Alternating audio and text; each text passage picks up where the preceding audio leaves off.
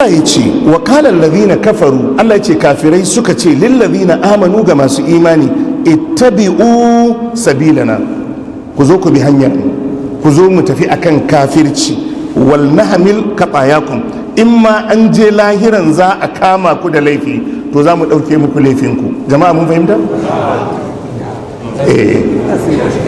Duk inda kaga kafiri yana ɗaya daga cikin takaicin da yake damunsa shine addinin masu addini. Kasan idan mutum ya zama ɗan duniya ya goge a al'amarin duniya to haushi yake ya ga ana bin Allah, haushi yake ya ga ana bin Allah.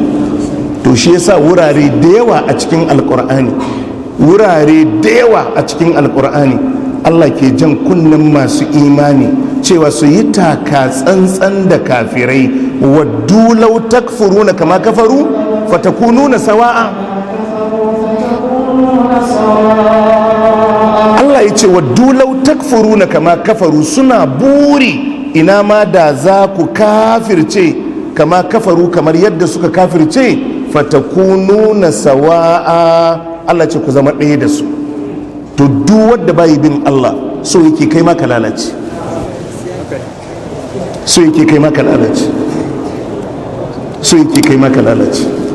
Waddu law takfuruna kama kafaru, Allah ya ce buri suke ku kafirce ma Allah kamar yadda suka kafirce, fatakununa sawa'a. Allah ya ce ku zama ɗaya da su.